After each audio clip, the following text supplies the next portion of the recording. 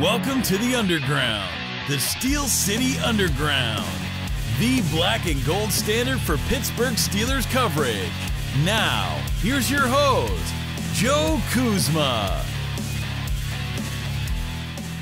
Hello, everyone, and welcome to another edition of the Steel City Underground podcast. My name is Joe Kuzma, and I am all by my lonesome here as I guess maybe I should just jump into talking about football. I can't have banter when I don't have a co-pilot here, I guess. Maybe I could banter with myself, which, quite frankly, I guess I do that more often than I should, and I guess I'll do it here as well. Thanks for joining us once again. I'm flying solo here, and we've got some topics that I want to talk about, and particularly the one today. I don't need anyone else's opinion on it. You know I'm just a fool for the backup quarterback discussion, and a lot of that is hopefully not a broken record or beating the dead horse from the last episode. Got some great comments from those of you that are watching this on YouTube. Welcome back, and thank you for your support. And, you know, hopefully get Brian back on the same page. It's like day or night. Like one of us or one of the other of us can't get together. And, of course, the professor, we call him that jokingly, of course, but Coach Zach Meckler, also some more life changes. He's taken on a new coaching position, of which he finally officially announced. I was kind of privy to the information. It was real on the down low until it was officially announced by the school, but he's heading back to his alma mater, Division III Allegheny Gators, for those of you over in western Pennsylvania. Almost headed a little north there in Meadville. So, and for those of you who don't know where that is, well, it's kind of south of Erie, which I'll give a shout out to my Erie, Pennsylvania folks too. Mad love for having to put up with not only Cleveland Browns fans, but also those insufferable Buffalo Bills fans as of late. You got to hope week one that the Steelers get a little bit of comeuppance there, a little bit of payback, because I'm not liking what I see going on there. You know, all the power to Buffalo. They've been, it took them like 20 years to get back in the postseason. You got to hope the Steelers never end up there, and I guess that's where I'll be headed here somewhere in this conversation, because like I said, there's other things to talk about, but there was a particular soundbite that came out just, yesterday, the day before, no, it wasn't Bill Cowher, although that was a soundbite that people try to take out of context too. It's like, no, I don't have much communication with Mike Tomlin. It's like, Mike Tomlin's been coaching like 13, 14 years, man. How much Bill Cowher, a guy who quit coaching, who has a job as a TV host, TV analyst, whatever you want to call it with CBS, how much talking do you think he does? He left that job. He's not just, it's like when you sell a house, you give the keys away. You give the keys away. You don't go back there and then knock on the door. Hey, how's this going? What did you do with the living room? Nah, I don't like where you put the couch. Like, it's just the most preposterous things that come out during the NFL offseason. And we've got another one. It's like I said, I don't need Brian here to tell me whether I'm right or wrong. I know I'm always right. Mason Rudolph. As soon as I saw it on the Steelers media schedule, I'm just like, oh, Lordy. Let's just get right into what was hacked apart as part of the quote. Is someone asked him about basically his future, his goals, his aspirations as an NFL quarterback. And obviously he should have self-shamed himself. I'm sure he's got cuts all the way up and down his arms. He lashes himself with a belt at night, whatever it is that people want him to do in order to feel as miserable as they do about a backup quarterback or an eventual successor to Ben Roethlisberger, who, by the way, he's still not retired. It's just, you got to put that out there for folks. It's like, you're always trying to throw dirt over this guy's grave. And you wonder why Aaron Rodgers is PO'd, right? Although his is a little more, he's much more of a diva than the guy who took a pay cut to come back. At least they're not paying $40 million for Dak Prescott, am I right? Mason Rudolph asked about his future, and he says, this is over on Steelers.com, by the way. If you want to read it, you can watch part of this interview as well. They got the clip still up from this Zoom meeting that they do with mostly the beat reporters. There's a few guys that are on there that I'm like, how did these guys get in this and ask some of these dumb questions? But that's for another topic for another day offline here. They're going to pull apart whatever you're going to pull apart and take the soundbite and make it and just make them look like a fool for saying And I don't know why people are. It's more disappointing the comments I see from people on Facebook, and you see them too. Most of you folks that are out here that you're watching this, particularly the ones that are Steelers fans, not some of the trolls from the other teams, and some of them maybe even agree with some of this too. Obviously, you're watching because you like the NFL, you like football, and you're probably not down on every single player that gets drafted. I don't get it when I watch it. When I watch this stuff on TV or listen on the radio, and we're guilty of it. We listen to it. It's almost like an addiction or an attraction to like negativity, and people just like. I've had conversations with some of you out here, YouTube, Facebook, Twitter, positive interactions. And I know you get sick of sometimes hearing these same things as I do. They took this comment from Mason Rudolph, one of the comments. That's my goal, to be a starting quarterback in this league and for our team, and I'm working towards that goal every single day. I could only control myself in the way I prepare and the way I approach and play in OTAs and in training camp. That's on the forefront of my mind. And it's like everybody immediately took that as, oh, this guy thinks he's going to be a starting quarterback? Nah, he's a bum. What should he have said? I'm garbage? Trade me? Like, come on. Isn't the aspiration to be? I know when I do this show, we joke about not being prepared. We joke about, like, all kinds of other things. We had some guy that, like, unsubscribed on here. He didn't like the banter. Took too long to get to football. And it's like, I'm watching Good Morning Football. All right. And they're talking about things. You got one of the guys on there, Kyle Brandt, has a Australia background behind him. They're doing like a whole down under theme for the whole week. They actually have like they do trivia about things that have nothing to do with football, asking who hosted Saturday Night Live on whatever date in 1991. And it's like, this is not, I get it. It's entertainment. It's variety. Sorry if I'm not entertaining enough for you when talking about New Coke. It doesn't really offend me. Go ahead, change the channel. That's all.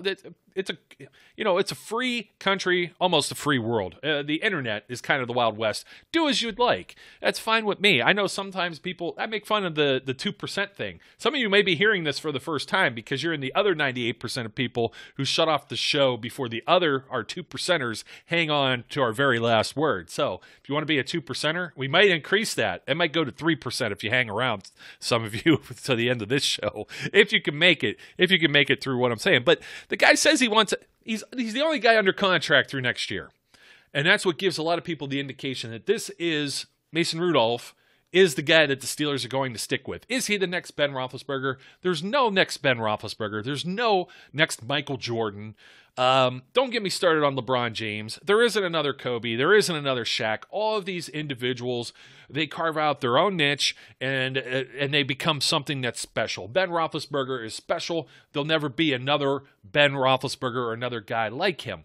Mason Rudolph can only hope to be as good as Mason Rudolph is. Some of the folks out there have already convinced themselves that this guy's a scrub and he's never going to amount to a hill of beans. They're already giving the backup job to Dwayne Haskins with no competition. I don't even think there is a competition. You want to know what I think the competition is this season? The competition is Dwayne Haskins. Can you be a team player? Can you live up to your first-round billing? And can you be a guy who at least makes this roster? Can you make sound enough decisions for us having taken a chance on you? And those decisions aren't just not throwing the ball to the other team. Those decisions have to deal with the things that he does off the field. And I feel kind of bad even saying this about one of my, I'm a Buckeyes guy. This is an alum there, right? I want to see him. I want to see him do well. Cannon for an arm, everything like that. I want to see everybody do well. So this isn't really to disparage Dwayne Haskins. I'm viewing this like the Steelers staff, the Steelers front office, and not some of the pitchfork and torch toting fans that are out there that immediately.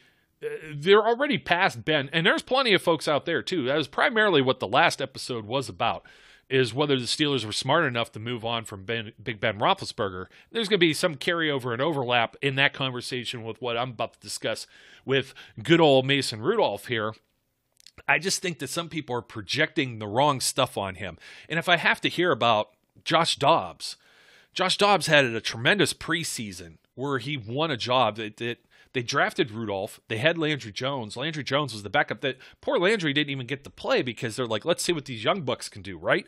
Being Rudolph and Dobbs, they stole the show, and Landry found himself without a job, even though he was out. He had a contract, And a lot of people hated Landry Jones. Was he adequate at times? Yes. Was he inconsistent as well? Yes. But that's what you get with backup quarterbacks. I wasn't looking for Landry to be the next guy that takes the Steelers to the promised land, to a Super Bowl. And you even look at some of the quarterbacks. Drew Brees has one. Peyton Manning has two, but one with two different, a piece with two different franchises. The planets and the stars and everything else got to come into alignment. Teams got to stay healthy. It's just preposterous. It's, like I was talking about with Cowher. Cowher got one Super Bowl. You know what I mean? Tomlin's only got one too. I mean, it's mind-blowing. But everyone thinks of, in terms of video games, every time I throw on Madden, I actually bought it for this past year. Where's the cover at, by the way? They're hiding something, aren't they? Bet everyone's saying it's Aaron Rodgers, and they don't know if he's going to play or not. And, whatever. Anyways, everyone thinks it's a video game. Everybody thinks in terms of fantasy football. Everybody wants everything yesterday. They want it now. My local grocery store is starting to do drone deliveries within a mile or whatever, and they do it within 2 or 4 hours of you ordering. And it's like, we're going to turn into that Bruce Willis movie Surrogates, where we don't even leave the house. You just have your own, they had somebody stand in your place. It was a robot. It was an Android thing, like they called it a surrogate, and it goes out and does everything for you. You just stay home. And we may be there. Who knows? I won't get into pandemic stuff, but it's kind of scary to think about that now, right? And then necessitating drone deliveries to your doorstep of groceries. Getting off the topic here, but the drone thing is actually a pretty good segue to Josh Dobbs. He's smart. He's a rocket scientist, right? But for anybody to even put him in the conversation of backup quarterback, I think the Steelers' eggs are firmly in the basket of Mason Rudolph. He is the guy that they wanted to extend and confirm beyond this year. Why? Because he's the backup quarterback. If something happens with Ben and he goes in and he has a great season, you're going to turn into not necessarily a Jimmy Garoppolo situation with New England and Tom Brady. Everyone had Jimmy G as the next best thing since sliced bread. He hasn't really flourished that way. Times he has. He's gotten the 49ers into a Super Bowl, right? And it's like, look at the money that was involved, though. So you wanted to tie up at least Mason Rudolph for an extra year for what little you could, so you don't have to get into some bidding war. But for, God forbid, knock on wood, I don't know that we want to see Ben Roethlisberger on the sidelines again like the 2019 season. But even then, there were some things that happened in that year that are unfairly projected onto Mason Rudolph and maybe his credibility or just ability to be a backup or not just a backup quarterback, but a starting quarterback in the NFL. There's no question in my mind that Mason Rudolph is a solid backup quarterback already. I don't get the same deer in headlights look that some people feel that they had when he was knocked out by Earl Thomas in that game against the Ravens. He was a little more apprehensive, held on to the ball a little more, took more sacks in 3 games they did in the first 4 where he was playing in place of Roethlisberger. But he wasn't necessarily making the worst of decisions, and there's still a lot of other factors that tie into this where I'm like, people would make excuses, maybe, myself included, for Ben Roethlisberger. Oh, no, that's because guys were dropping passes. You see, Deontay Johnson, he led the league in drop passes, or Eric Ebron is dropping the ball. So, no, that's not on Ben Roethlisberger, but if that were Mason Rudolph, well, that Mason Rudolph's a bum. He's a scrub. Get him out of here, The old the thing that used to pull people off the stage, you know what I mean? The hook and take them past the curtains. That's what I picture people think about constantly.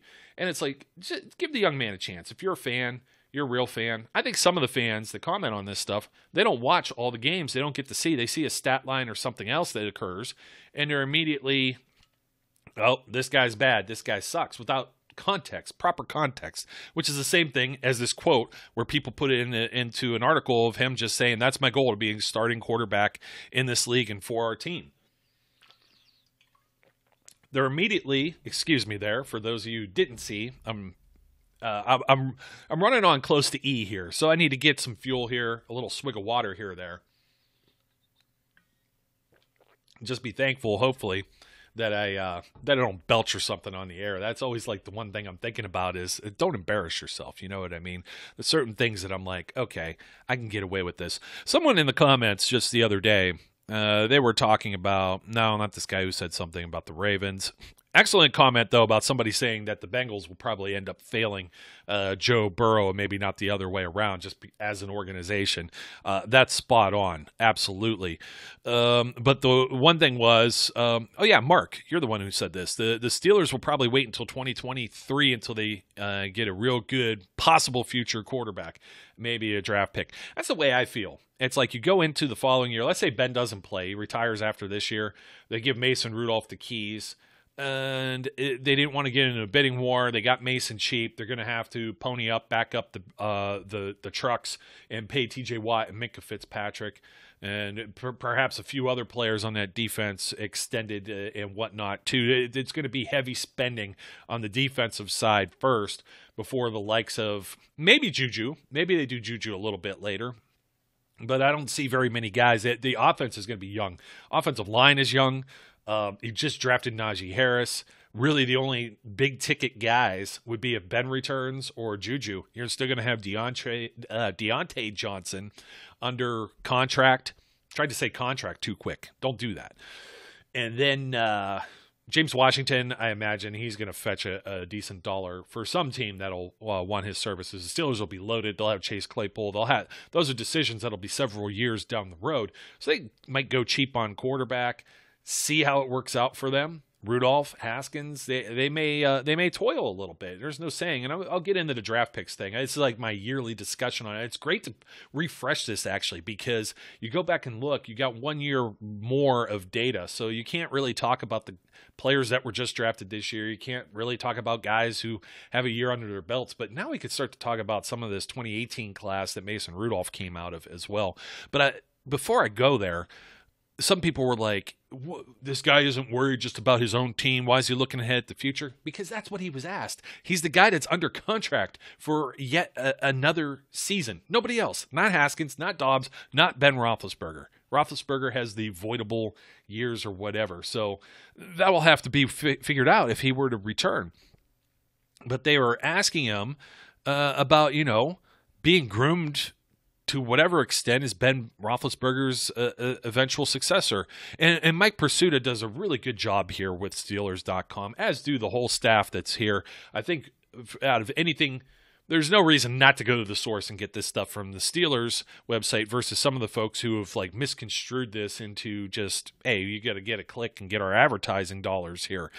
And that's exactly what it was. But Rudolph, as Pursuta continues here, he says here, specifically Pursuta does, but Rudolph insisted he isn't looking any further down the road than tomorrow's OTA, and quoting Rudolph, I don't think you really ever have any clarity or any idea what any team in this league is going to do year to year.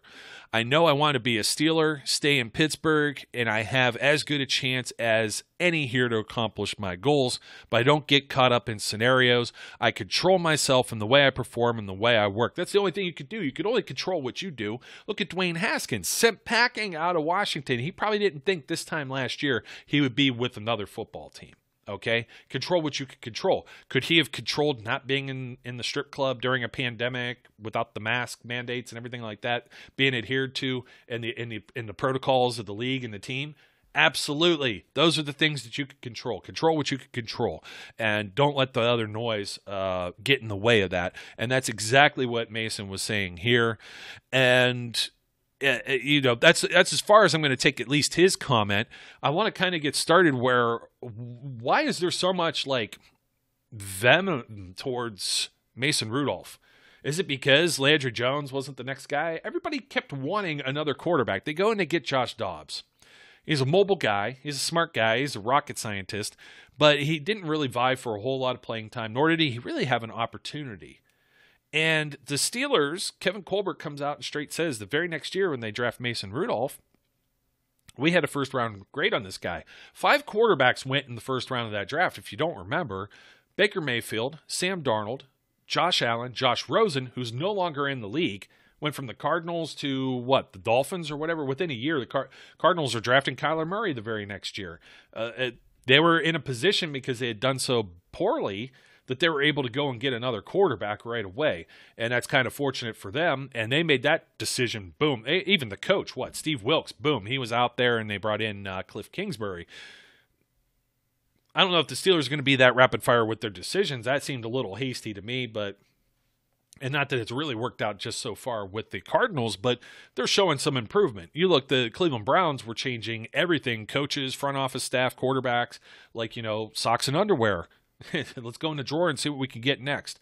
And I know that is also something that looms kind of large over, like a dark cloud over the Steelers nation, because fans see what went on with the Browns and they remember like the 80s and Terry Bradshaw going aside, and they could have had Dan Marino. That's the biggest thing I think that sits with Steelers fans, is they could have had the next guy. They could have had this fantastic quarterback that could have won a lot of games, potentially, had he been drafted in Pittsburgh. I don't disagree that he probably would have. We know how Marino turned out, and also had a lot of subpar, not years, but just cast, surrounding characters there in Miami. We all know he's a Hall of Fame quarterback. There was never any disagreement about that, I don't think, but never got to win the big one either. And that's kind of something that I think kind of looms large, even if you were to ask Dan Marino this, directly. And I think Steelers fans, they know what it was like with Mark Malone or Bubby Brister, Cordell Stewart, Kent Graham, Mike Tomczak, Jim Miller, or a whole bunch of folks that got an opportunity to throw a pass in a Steelers uniform. And it really took until Ben Roethlisberger came around, and Bill Cowher didn't want to play. Bill Cowher was more enamored with Phillip Rivers to start. And then Ben Roethlisberger was supposed to be the number 3. And we talked about this, and this was just on one of Bill's recent interviews, talking with someone somewhere that I saw about his new book that was out. And Bill discusses, hey, Charlie Batch is hurt, so we'll let Ben back up Tommy Maddox for a little bit. Tommy Maddox gets hurt. First game, second game, whatever. And then Ben goes on that streak, but that was a hell of a defense that he was playing behind.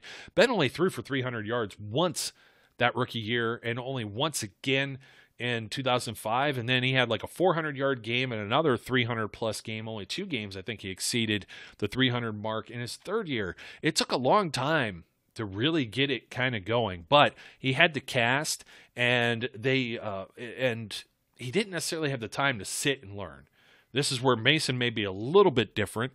Aaron Rodgers was a guy that had to sit and learn. It took him until year 4 to get on the field, and then they had to usher out Brett Favre. And I don't know that anybody looks at Mason Rudolph the same way and thinks, oh, we're going to usher him out, just like Rodgers did Brett Favre. No, you look at him differently, because instead of spending, the 28th overall pick in the first round, they were able to get him at like 76, 78. I have to go back and look, but it was somewhere in that range. In the third round, first quarterback taken after all of those first 5 that I had mentioned. Look at the first 5 there. I mentioned Rosen being out. Darnold's already been traded too. Baker Mayfield and Lamar Jackson are waiting for contracts. I wonder if those teams feel a little skittish right now. There's no reason to jump the gun. They're entering year 4. They'll all be able to have a 5th-year option on them. But I think that narrative is going to start. Let's say one of those 2 guys has a poor year. Let's say even Josh Allen. Josh Allen lit it up last year. He got Stephon Diggs and some other support there in Buffalo. And I'm teasing about Buffalo Bills fans and stuff here. You may have a good one there. But at first, this guy was kind of running for his life, doing a lot more with his legs. And he still kind of looked the part. He reminds you of young Ben, because young Ben didn't have the necessarily the eye-popping numbers. That's why I don't get why Rudolph has to have the eye-popping numbers. Although he did. He was the first guy to throw for over 300 yards in a game since Tommy Maddox, not named Ben Roethlisberger. I have to put that asterisk in there. So you take Ben out of the equation, it didn't happen since November of 2003, I have noted here. Tommy Maddox would have been the last guy to throw for over 300 yards as a Steeler. That was also a loss. They lost to an AFC North opponent, the Bengals, the same way that Mason lost to the Browns. I really thought that Browns game last year, by the way, they lose and allow the Browns to come in to the wild card. Do people have some animosity towards Mason Rudolph to not winning that game with a bunch of starters sitting out? There were guys that were like legitimately held out, like Ben Roethlisberger. And then there were guys like Joe Hayden that went into that COVID protocol. We're all going to forget about those type of things.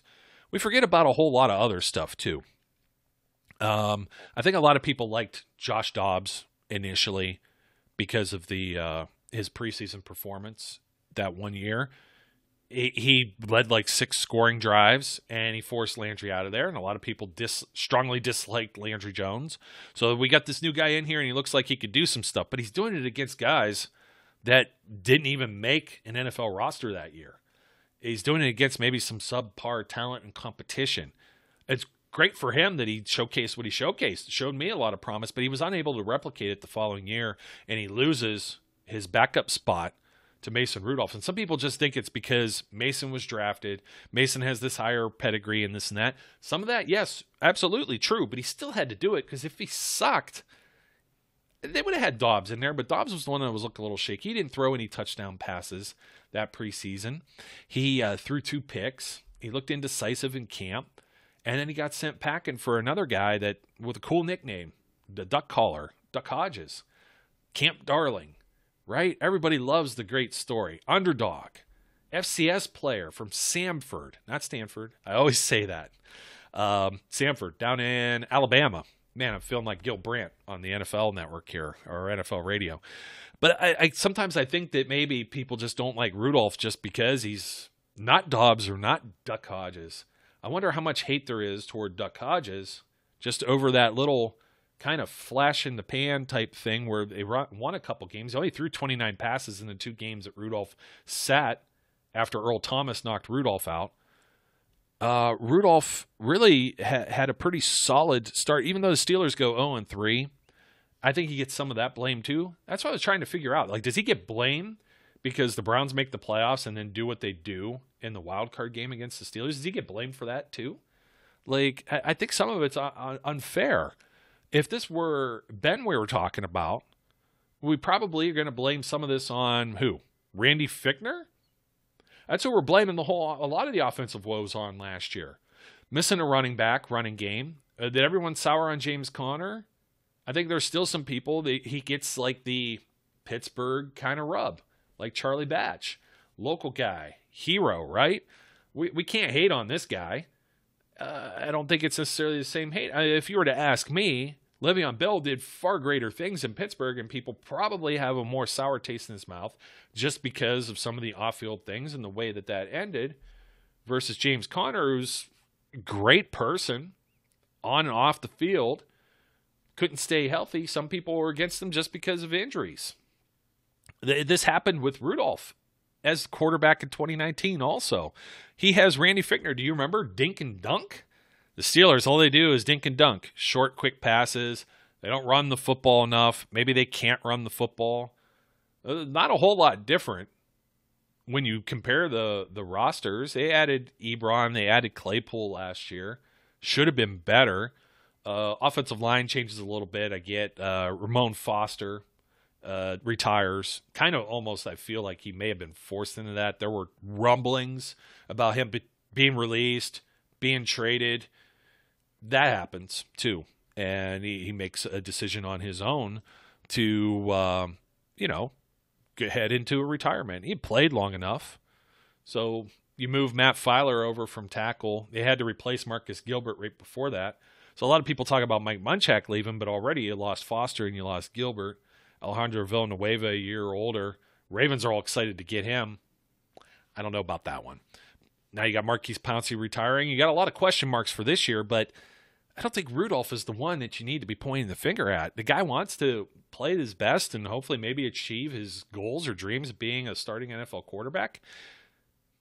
How many games are you going to get him or give him for this opportunity?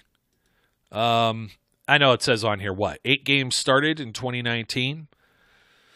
I hate saying the records because you have a couple instances here. I don't think if Mason Rudolph gets knocked out of that Ravens game that goes to OT, maybe it's the same circumstances, but Hodges kind of struggled a little bit. He had a little flash in the pan there. He's a very gutsy guy. I mean, draw it in the dirt, kind of a backyard football player at really living larger in life. Eventually figured out on film. Buffalo was the first game where it really kind of went south there toward the end. There was the duck mania, the duck calls, the rubber duck, bring the duck back to the Three Rivers like it was there before, several years before. There was a petition for that. So, I mean, 5-3, yeah, you could take it one way or the other because one of those wins is Hodges throwing it's like the only play in the game at Cincinnati that was worth a hill of beans. It goes to James Washington, 70-some yard touchdown, whatever it was. Maybe it was 40. I don't know. These things are inflated in my head. I was sitting there it's one of those games you go to. It's not even enjoyable to watch. It's just bad football, both sides. It really was. I've been a part of several of those in my lifetime, and you pony up the money that you do to go to these games and travel and everything else, and it's just kind of like, okay, we're watching Mason Rudolph versus Ryan Finley, and maybe Benny Snell. I think Benny Snell was even in on that game. There was quite a few guys that were missing from this 2019 team. Played like 40-some guys on offense alone. There were a bunch of names here, but anyways, Mason Rudolph, I mean, how many games do you give him? 9 starts, 15 appearances. A few of these appearances are just, victory formation stuff, hand off the ball, kill the clock at the end of the game. So let's take the 9 as probably a better indicator there. And he's completed 61.7% of his passes, 2,089 yards, 15 touchdowns, 10 interceptions. Talk about that here as well. 82.7 rating, and he's taken 16 sacks overall. But when we first started off here, even dink and dunk the first 4 games before he's knocked out, 7 touchdowns to 2 interceptions. They were 0-3. They beat the Bengals, and then they finally come in and they're going to play the Ravens and lose and end up like 1-4 on the season. You think the season's completely lost. This team is complete dog crap because they don't have Ben. And then Mike Tomlin all of a sudden becomes a Coach of the Year candidate here, even with Duck Hodges and Mason Rudolph running the show. Mason in those games, 102.5 quarterback rating combined. Skewed one way or the other, as I'll point out here in a second. Just wait for this to load. So 92.4, 81.4, 124.6, 100.2 in these games. And the Steelers, 26 points against the Seahawks, 20 points against San Francisco. I'm not going to forget Minkah Fitzpatrick was added there, the pick 6 type stuff. That stuff happened as well. 27 points laid on the Bengals at home for that first win of the season. A Bengals team that was also 0-3 at that point. 23 points against the Ravens that year. The 2019 Baltimore Ravens, if we have to remind you, were 14-2. Best team in the league with Lamar Jackson as their MVP. And the Steelers played them close to the vest in that game. Should have probably gotten them also the following year or the following game, but by that time they ran out of gas for sure. Following year, I mean, we didn't have a problem with what happened last year, right? I like winning both games and sweeping a division opponent. Duck Hodges ends up coming in. He wins the game against the Chargers 24-17 with a lot of defensive help, namely Devin Bush having a coming out party, really the show. And he kind of almost took a back seat to that Minkah signing, and Minkah just coming out of nowhere immediately and being a force that he was. Mason Rudolph then returns to play the Miami Dolphins, the Indianapolis Colts, and the LA Rams. All of those games, 3-game win streak, all of those games at home, and 27, 26, and 17 points. This is where the offense starts to stumble, and it starts to look like the decline of last year when you're scoring, 20, 24, 27, 26. No one's necessarily going to complain. Some of that, yes, aided by defense. Of course. It's no different than when Ben was a rookie, if you really think about it. How many times do we have memories of Troy Polamalu doing the impossible? And especially even against Baltimore, he comes out for those big games and scores on defense, takes it to the house. I mean, it's really something to see. So, I'm not going to discount one way or the other.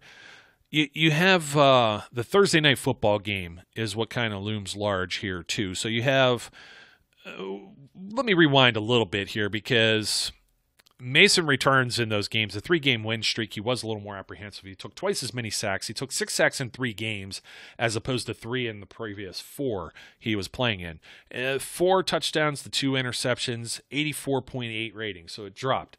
Skittish, man, if you were almost knocked into next year, perhaps paralyzed on the football field, yeah, definitely sea legs. Absolutely. I would feel kind of skittish as well. But we kind of forget, too. We forget about some of the players that Rudolph did or didn't have on the field. Let's talk about his first interception, right? Well, or one of his first two anyways. People remember Dante Moncrief by any chance? Oh, that guy. Butterfingers. How many passes went through his hands and went to somebody else? It was the only target that was thrown his way, and that was Mason's first pick in a game. It's just really poor timing there. And like I said, he only threw 2 in this batch of first 4 games. As time goes on, yeah, people are going to get film and stuff on you too, but I talk about Josh Dobbs and I talk about playing in preseason, subpar competition. He's playing with maybe subpar players that aren't going to necessarily make the roster. He's also, I think, Damone Patterson, for example, I was really rooting for him. Come from my alma mater at Youngstown State. You remember those preseason games? He was lighting it up. But, hey, against what? Against who? I don't know. But Mason Rudolph was playing with those same type of players alongside him and having to perform miracles against other teams that are playing their NFL starters, the full-blown NFL teams, and they're full go because these are regular season games that matter and not exhibitions. So Dante Moncrief is responsible not only for a bunch of drops in that awful first game of the 2019 season against the Patriots, and everybody, obviously they blame him. They weren't blaming Ben for only, putting up 3 points against New England on a Thursday and banner raising and all this other crap that, that they really just setting up the Steelers to try and be a laughing stock is what it really is.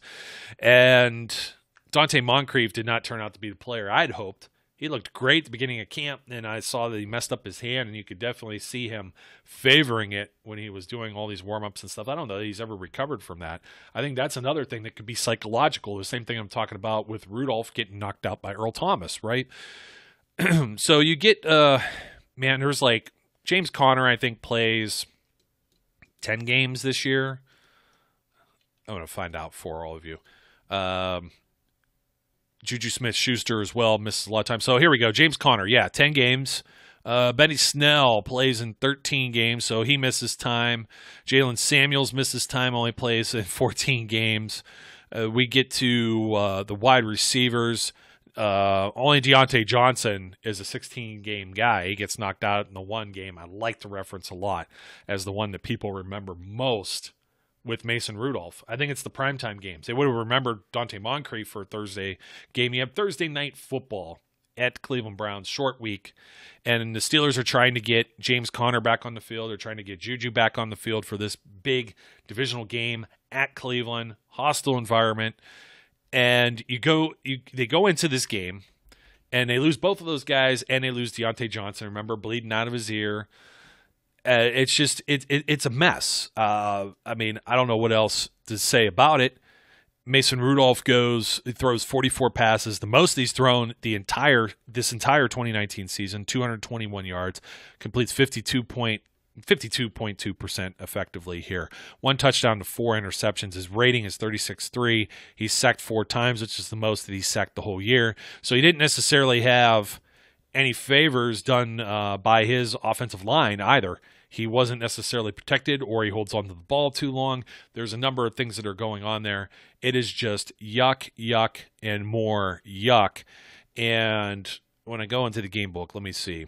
Duck Hodges didn't play. Inactives. Paxton Lynch, Benny Snell. There's another one where Snell wasn't available. Justin Lane, Anthony Chickalo, Chooks Okorafor, Zach Gentry, LT Walton. So they tried to bring everybody for this. So they do have the full offensive line, of which ends up getting criticized pretty much last year, minus, like I said, Ramon Foster is there and Filer's playing tackle instead. Vance McDonald. Nick Vannett, there's another name that we probably forgot about real quick. So Dante Moncrief, I believe, gone by this point at least.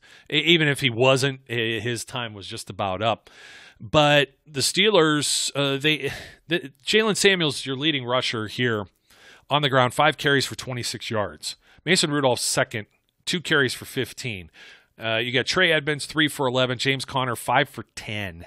Tony Brooks-James carries a single time and loses 4 yards. I think he was off the roster immediately after this game. Another guy that ends up off this roster too, targeted 4 times. He catches 2 of them. You remember some bad drops, maybe convert on some first downs here. Teven Jones, 2 for 24. He was gone after this. Jalen Samuels was actually the top receiver, 5 catches for 19 yards. James Washington, 3 for 49. McDonald, 3 for 33. Trey Edmonds again here, 3 for 27. I already mentioned Teven Jones. Juju Smith-Schuster, limited playing time, 2 for 21. Deontay Johnson, 2 for 17. Johnny Holton was targeted 7 times in this game. He plays I want to say like pretty much a career high, 58% in this game. He only catches 1 of those 7 targets. And Nick Vannett catches 1 for 7. James Conner catches 1 for 6. Really just overall a very ugly football game that most people are going to remember for the Myles Garrett incident and Mason getting clocked in the head. So immediately he's not a backup quarterback because this is the one game everybody saw. You're displaced, you're somewhere else in the country. Maybe you don't have Sunday ticket. Maybe you don't have other means to watch every single game.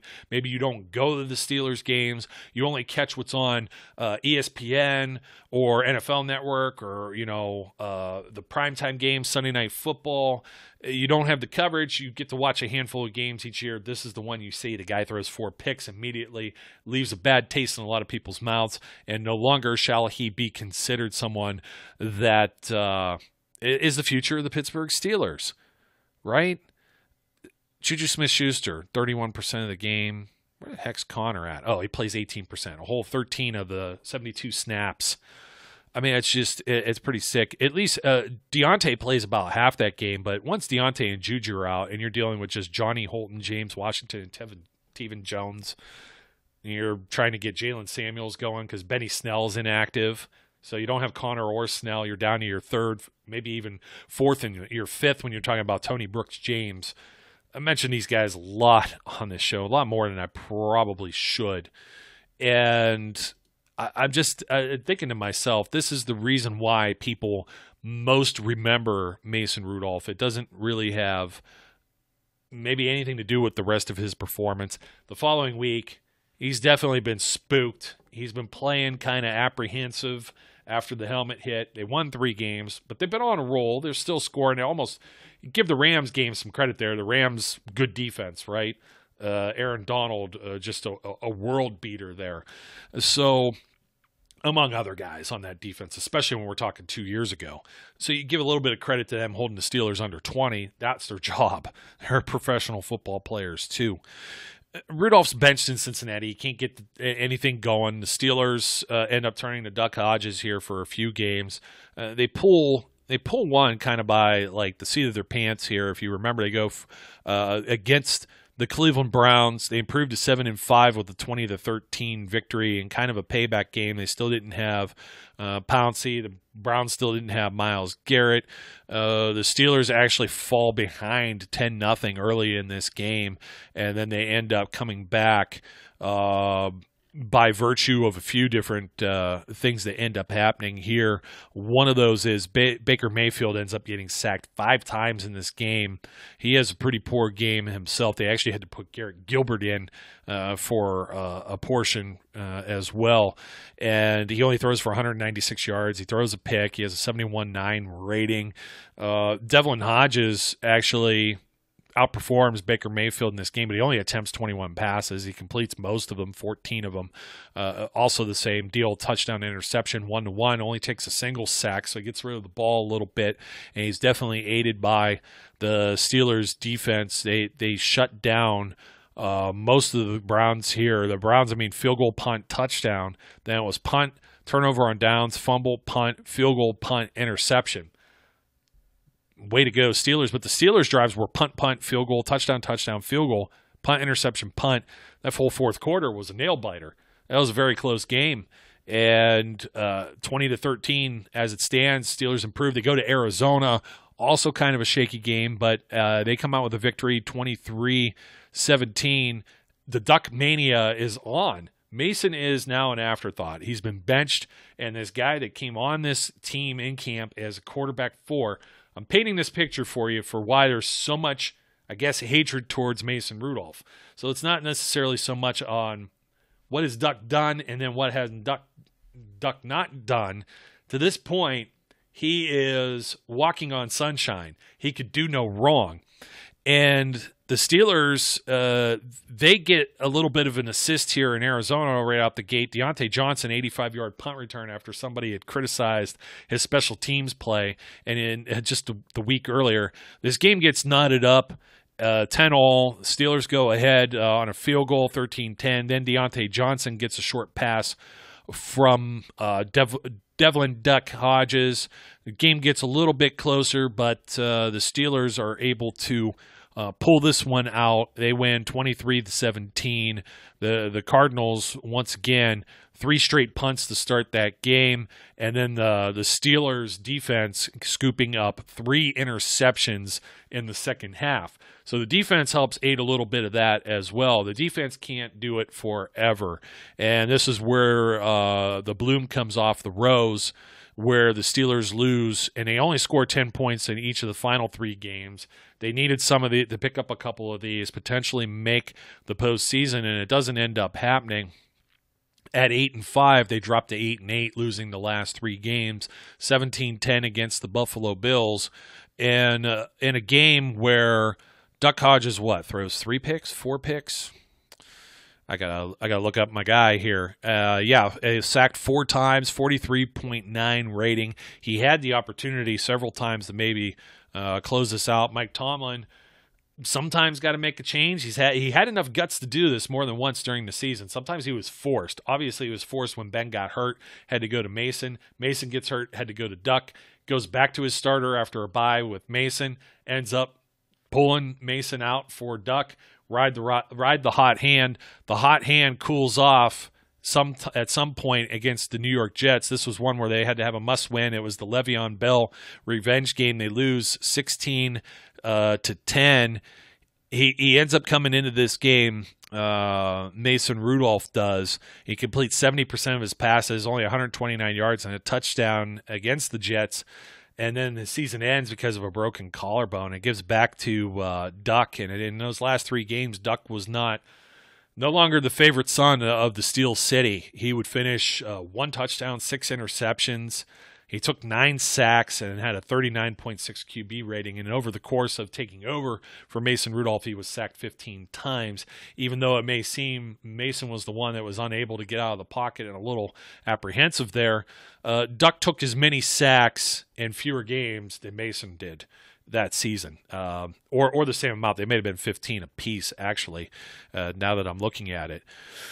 Both the same. So the Duck Caller, 8 games, 6 starts. Mason had 10 games with 8 starts. It almost evens out there. I'll retract on that a little bit. They both get sacked as much, but it ends up coming back to Mason was taking more of it after he took that hit.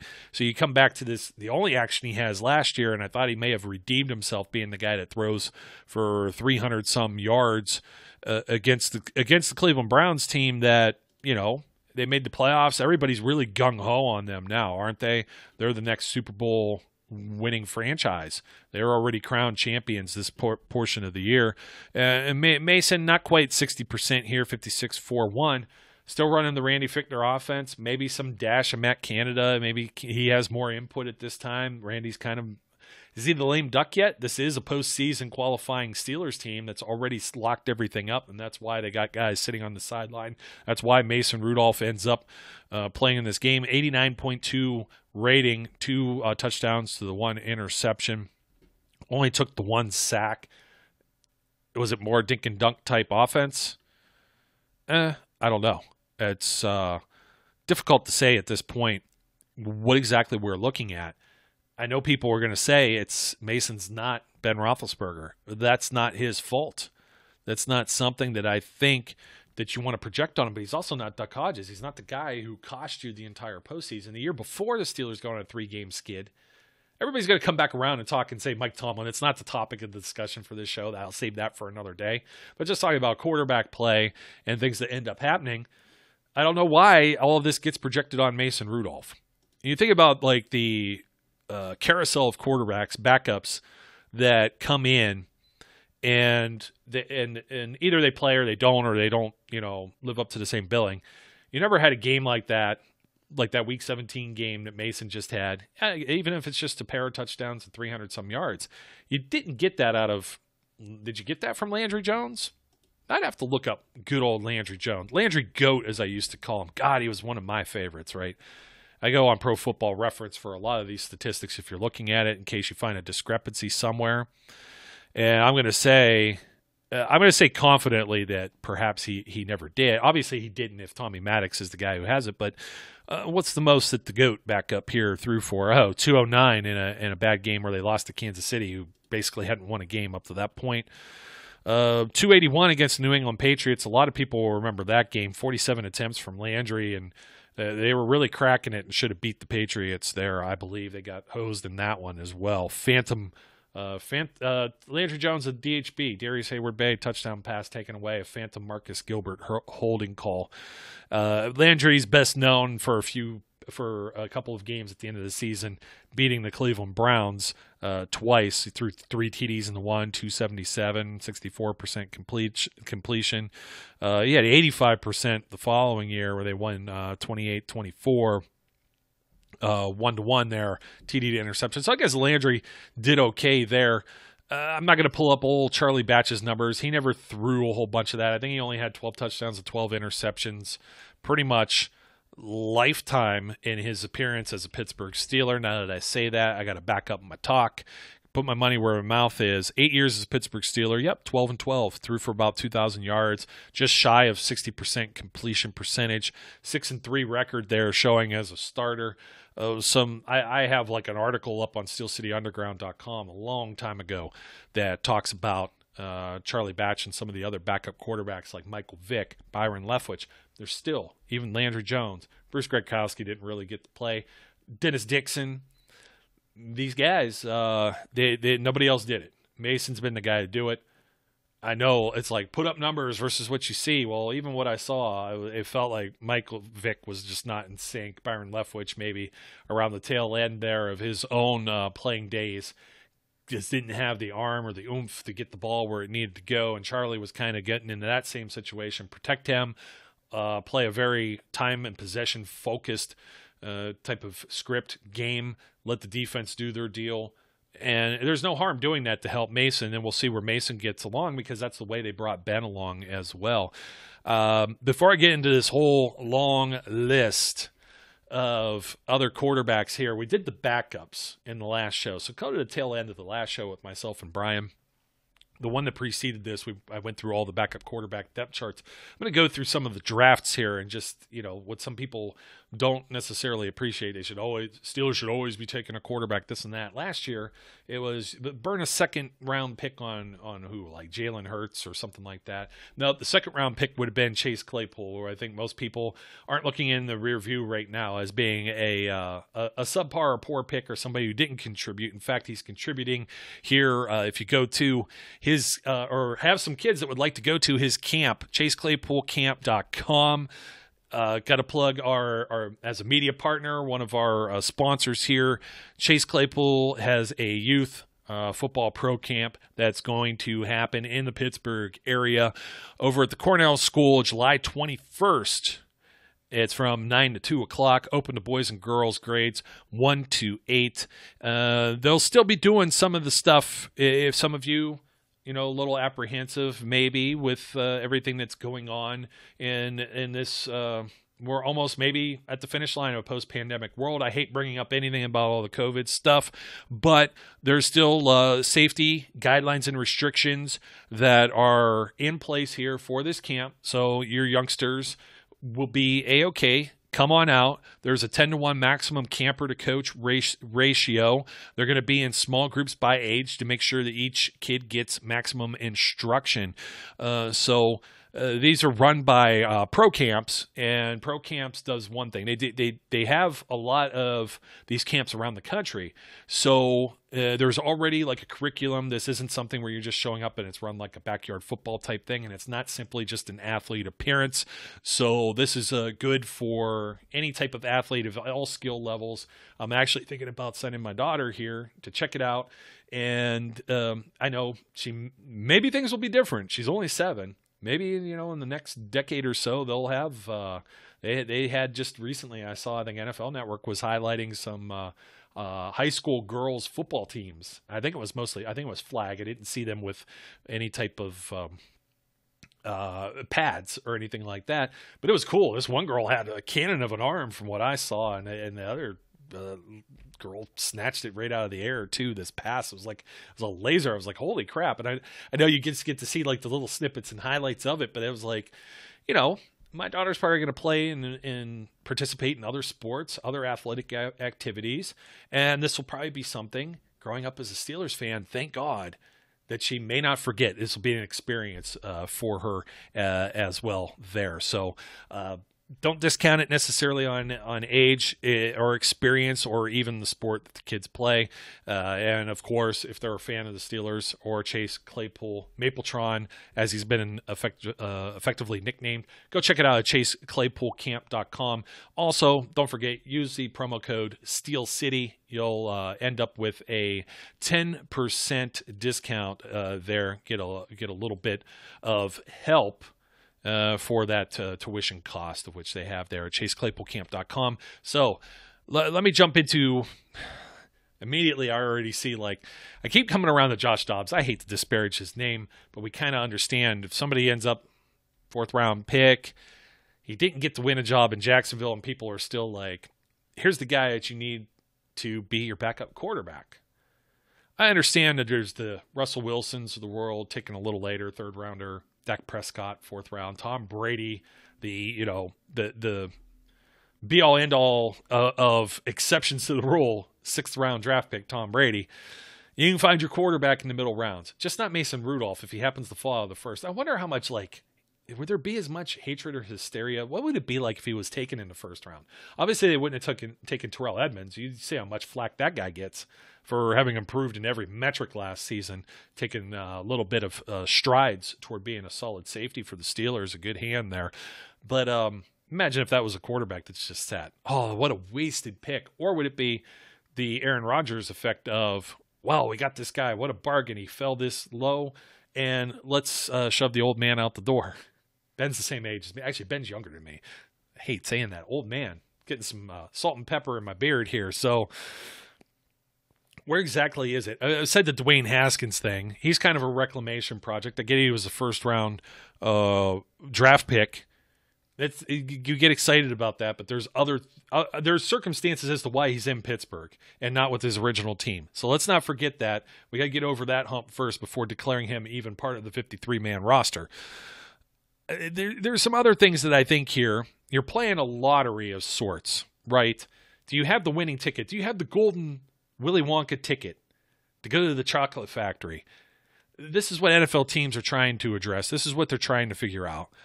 Just 1st rounders alone, up into that 2018 draft. Not the guys in the 2018 draft. I already mentioned them. But 2013 to 2017, you got 1st round picks. E.J. Manuel, Blake Bortles, Johnny Manziel, Teddy Bridgewater, Marcus Mariota, Jameis Winston, Jared Goff, Carson Wentz, Paxton Lynch, Mitch Trubisky, Deshaun Watson, Patrick Mahomes. Really, Mahomes is the guy that stands out there, and I think Watson is a de facto number 2. Lynch, and then you could toss in Josh Rosen in 2018. They're gone. Trubisky, backing up in Buffalo right now? He's not with his original team. None of these guys are with their original teams. E.J. Manuel, he had a spell there where he ended up with the Raiders as a backup. Blake Bortles is bouncing around. Manziel out of the league. Teddy Bridgewater, maybe different circumstances due to injury. Mariota, Winston, Goff, Wentz. We're going to see if Goff and Wentz, what they do now with new teams. These teams gave up a lot, too. Think about the capital. I think the Chiefs, maybe even the Texans, got away with the least here. Lynch fell to the Broncos, who've been trying to search for their guys since Peyton Manning retired and they last won a Super Bowl. You don't want to fall there, but I don't think there's any way you can necessarily prevent it. All of these teams, they didn't take these players thinking they were going to move on. You think that the Tennessee Titans took Marcus Mariota with the intention of having Ryan Tannehill as their quarterback right now? No, absolutely not. Tampa Bay, who would have thought Tom Brady ever leaves the Patriots and wins a Super Bowl with the Buccaneers? And Jameis Winston, was he going to be the guy? Mitch Trubisky? I think there was apprehension there, probably. Bears maybe paid too much being in that spot. Carson Wentz and Jared Goff. I mean, what these teams pay in terms of draft picks to move up, there's no telling that the guys just taken in this quarterback class are going to be any better. You start to look at some of the quarterbacks that were taken. I go through, you could find the guy in the middle rounds, right? In 2013, the first guy taken off the board, second round, 39th overall, was Geno Smith. Backup, still currently in the league. He's with Seattle. Mike Glennon, who a lot of people had a lot of hopes for in different spots and flashed a potential here or there. That could perhaps, maybe that's what you get with Mason Rudolph. I'm grounded enough to think he fell to this spot for a reason. I think it was more or less that the teams that needed quarterbacks all got them in the first round, and nobody else needed them up until the Steelers move in and swoop up and get Rudolph, who they felt was a steal. I mean, you got Matt Barkley here, Ryan Nassib, and then Landry Jones. I'm not going much further beyond round 4. We end up in 2014, the Blake Bortles year, Johnny Manziel, Teddy Bridgewater, Derek Carr, second-round pick, fourth guy taken there. Jimmy Garoppolo, second-round pick too. Okay, maybe a little bit later, but we're talking like 10, 15 picks with Jimmy G over where Mason was really taken, right? Nobody in the third round. Logan Thomas, tight end now, man. Tom Savage. Yeah, not necessarily the sharpest. This is all to look back on. Like, you're trying to predict. Like I said, this is like a gamble. This is gambling. There's risk assessment here. If you have a free lottery ticket to take Mason Rudolph, where you do you take it? Now, do you play him? And I think he may have earned his spot that's here so far. We'll figure that out. The Winston Mariota draft. Nobody else goes after these guys at 1 and 2. You got to go all the way down to Garrett Grayson and pick 75 in the third round by the New Orleans Saints. They took a flyer on him there. Sean Mannion goes to the Rams. Bryce Petty's there in the fourth round, starting there at 103. And Brett Hundley down into the fifth round, where I said I wasn't going to go. I don't think you're going to find very many starting quarterbacks, really, outside of maybe, the first 2 rounds. The Goff and Wentz year, that's where Paxton Lynch was taken 26th overall after the Steelers. Steelers should have taken him instead of Artie Burns. Steelers had him on this roster, and people still wanted him to play, and there was a reason he did not. Trust me, with everything that was going on with quarterbacks in 2019, if Paxton Lynch flashed any type of promise to be that guy that year, he would have been on that field. I don't think that he did. It's also an uphill battle for him, learning new system, new terminology, coming in with the playbook, having not been there. He comes in like middle of the year too. So it's not all just maybe his ability, but the fact they moved on the following year. Also, we're talking about Duck Hodges, is there playing over Paxton Lynch, a guy who was a former first-round pick, 26 overall to the Broncos. Christian Hackenberg, just what were the Jets thinking at 51? Jacoby Brissett, Cody Kessler, third-round picks to the Patriots and to the Browns. Connor Cook, another guy.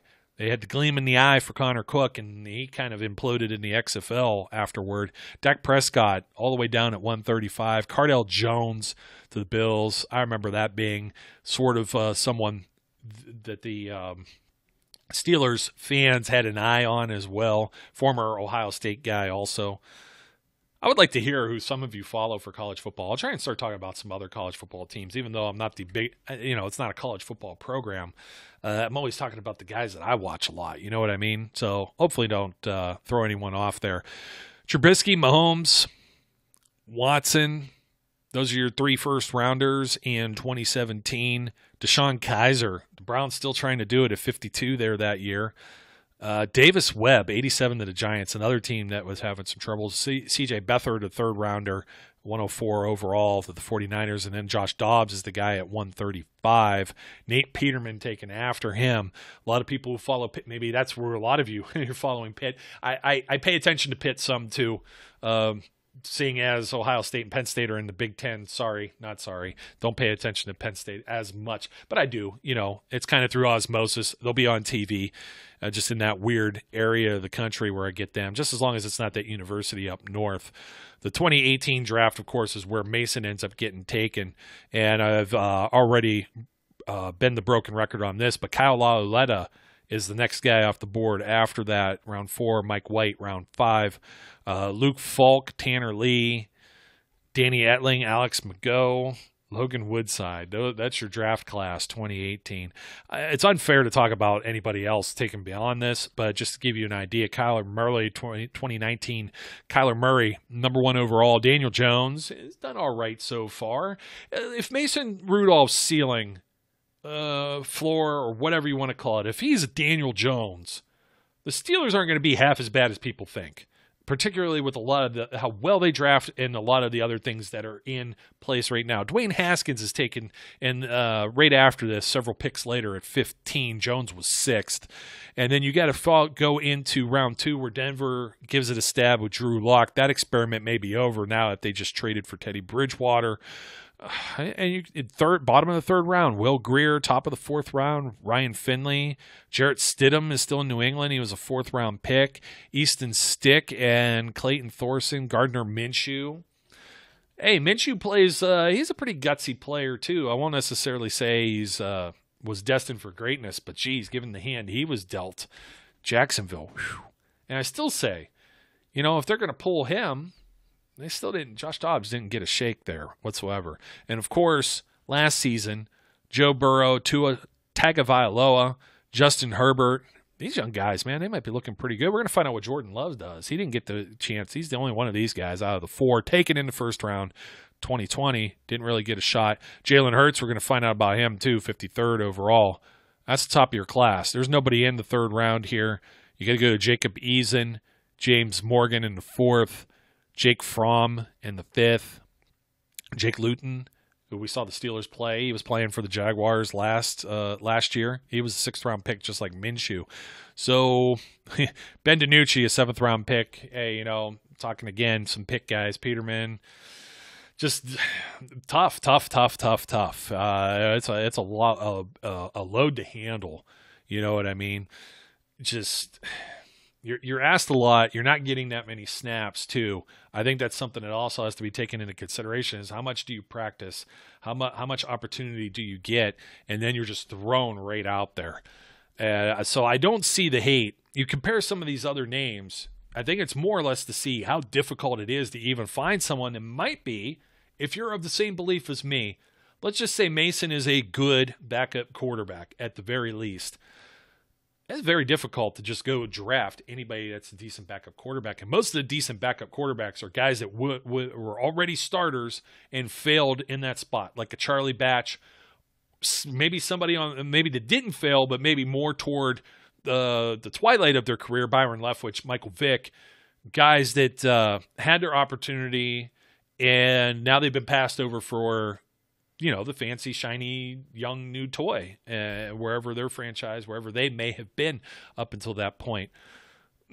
Or they burned themselves out, wherever it may be. Whatever be the case and scenario, I think you're following me on this, that the Peyton Manning to Andrew Luck pipeline would necessitate the Steelers being just totally awful to be able to get a top quarterback like that, or shelling out and really mortgaging your entire future like the Rams and Eagles did. And I know they hot-shotted it. They had the young quarterback. Nobody had any notes on these guys. Carson Wentz or whatever. Not even Carson Wentz. They ended up having Nick Foles really carry them. And there was a lot of things that went well for the Eagles in order to get that Super Bowl too. It's much like the Buccaneers. So it's not necessarily always being about being the best team on paper. There's a luck factor to football as well. And unlucky if you're the New Orleans Saints, the only team I think that gets screwed more than the Steelers quite often. And so you know what? I'm gonna wrap it up right there.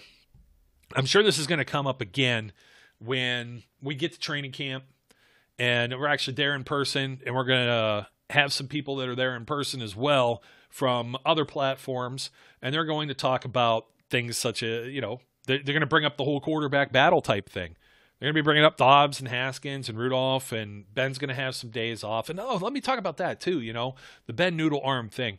If you believe that a quarterback's arm has an odometer on it, we're trying to drive a 2004. Did they make Oldsmobiles in 2004? It would be a really funny analogy for Ben Roethlisberger, though, if you were to say he's a car.